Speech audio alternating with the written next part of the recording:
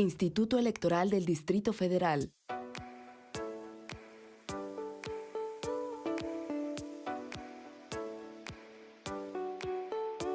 ¿Cuáles serían las principales obligaciones que tendría la FEPADE para garantizar que en el desarrollo del proceso electoral no exista violencia política en razón de género? Sí, la reforma toca hasta este momento cinco ordenamientos jurídicos. Dos de ellos están vinculados con la FEPADE, la Ley de Acceso a una Vida Libre de Violencia, que establece que la Fiscalía va a tener, entre otras facultades, la de la prevención y del delito la promoción de la protección de los derechos político-electorales de las mujeres.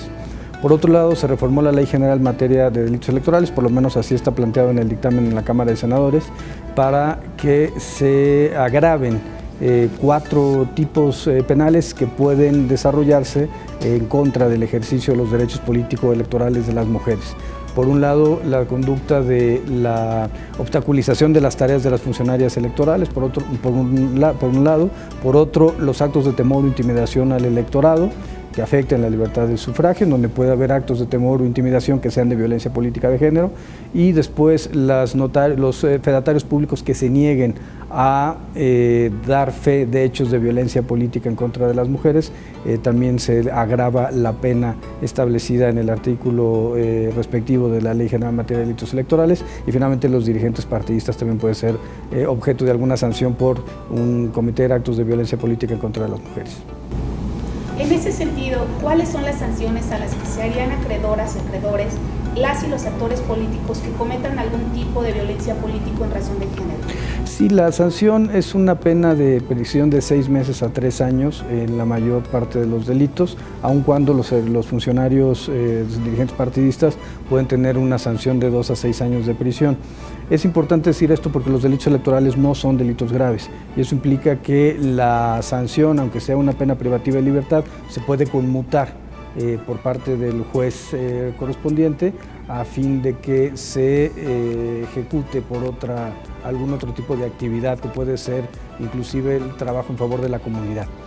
Quiero señalar que lo importante en esta materia, en la materia de violencia política de género, no es tanto la prisión preventiva, en virtud de que al no ser delitos graves no prevé la Constitución que los delitos electorales sean graves, no puede haber prisión preventiva oficiosa con las reglas del nuevo sistema procesal penal acusatorio.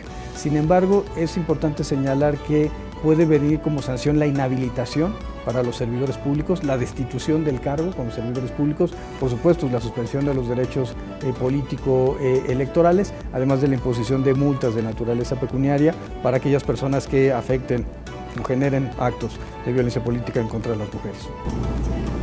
En el contexto de las elecciones locales en Coahuila, Nayarit, Veracruz y Estado de México, la FEPADE ha identificado escenarios de mayor riesgo para que se presenten casos de violencia política. Hasta este momento tenemos 2 carpetas de investigación iniciadas por denuncias que han sido presentadas por el delito del artículo 7, fracción cuarta de la Ley General en materia de delitos electorales. Esto es, los actos de obstaculización de las tareas de las funcionarias electorales. Para nosotros han sido 2 casos que afectan a consejeras electorales en Nayarit y en Coahuila, que los hemos considerado como de violencia política de género.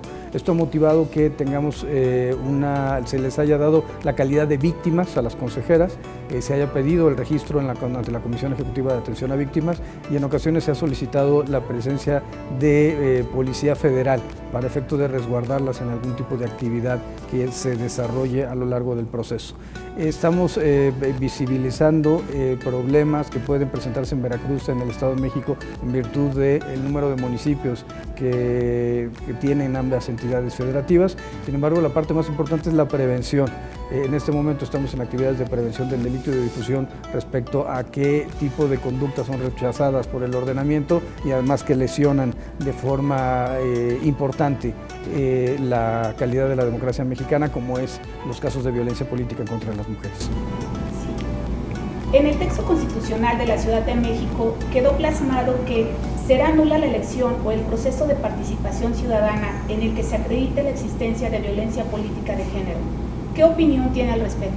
Me parece que es un paso muy importante que se da en la Ciudad de México para mandar un mensaje claro de que no puede existir casos de violencia en contra de las candidatas a cargos de elección popular.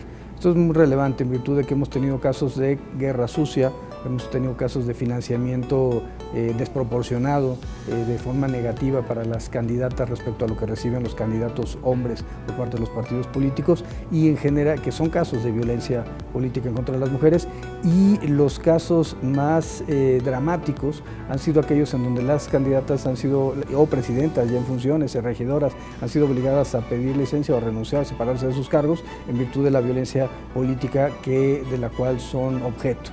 Creo que es muy importante, o han sido objeto, creo que es muy importante que mandemos un mensaje de que este tipo de conductas no tienen que ser siempre combatidas para efecto de que mejoremos la calidad de la democracia en México. ¿Cuáles serían los retos en la implementación del nuevo sistema de protección de derechos político-electorales? El primer reto es, se trata de atacar los casos de violencia para efecto de mejorar la calidad del sistema democrático. Hemos visto que en los últimos años se han incrementado los discursos de xenofobia, de misoginia e inclusive de violencia, y esto ha generado la necesidad de que las autoridades electorales, administrativas, jurisdiccionales y de Procuración de Justicia Penal Electoral estemos estrechamente relacionadas con los órganos de seguridad para efecto de poder blindar de mejor forma el proceso electoral. Ese sería el primer reto, atacar los temas del ejercicio de los actos violentos. Un segundo punto que hay que considerar es la necesidad de mejorar en temas de igualdad sustantiva. Y esto implica que no solamente plantear que la relación entre hombres y mujeres debe ser una relación basada en la igualdad formal ante la ley, sino que haya una verdadera igualdad de oportunidades entre hombres y mujeres. Esto implica una revisión de todos los marcos legales para efecto de poder establecer acciones afirmativas a favor de las mujeres, no solamente en el ámbito de las candidaturas, sino en el ejercicio de los cargos públicos, administrativos y jurisdiccionales. Segundo, generar responsabilidad agravada, y esto implica la necesidad de tipificar como delito la violencia política de género. Y tercero, una perspectiva de acceso a la justicia formal y material, para que las mujeres que presentan denuncias o demandas en el ámbito del Tribunal Electoral sepan que no solamente se iniciará la investigación, sino que se llegará a sancionar a los responsables que infrinjan sus derechos político-electorales. Con todo esto, al tipificarse la violencia política en razón de género, ¿en qué nivel considera que México se encuentra respecto al cumplimiento de los estándares internacionales? Creo que es un nivel alto. Hay que recordar que Bolivia fue el primer país que reguló en materia de violencia política en contra de las mujeres. México se convertiría en el segundo país que ha regulado en la materia. Costa Rica tiene iniciativas importantes que se encuentran en discusión en su Asamblea General. Recientemente se ha planteado la discusión en Panamá y en otros países de América Latina. Pero el punto central para México es que a partir de las experiencias de 2015-2016 hubo una reacción muy importante de parte de las senadoras de todos los partidos políticos y de grupos muy importantes de las organizaciones de la sociedad civil y de la academia, que han visibilizado y puesto el dedo, inclusive en el ámbito de lo institucional, el dedo en el renglón para efecto de que se tipifique la violencia política de género, se sancione a aquellas personas que son responsables de actos de misoginia en la esfera de lo político, y se plantee que la violencia va más allá de la violencia que se va en el ámbito de lo privado.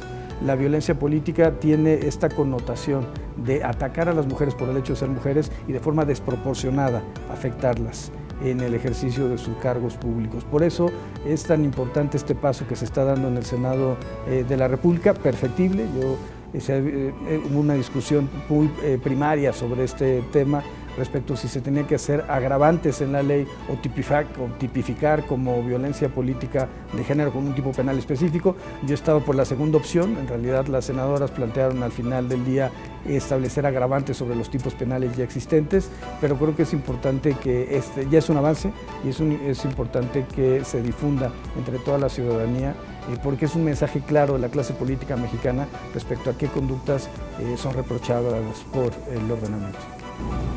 Fiscal, ¿algo más que quisiera agregar?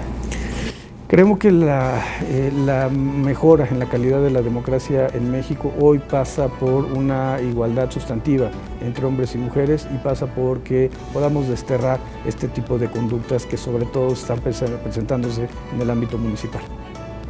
Muchas gracias. Gracias.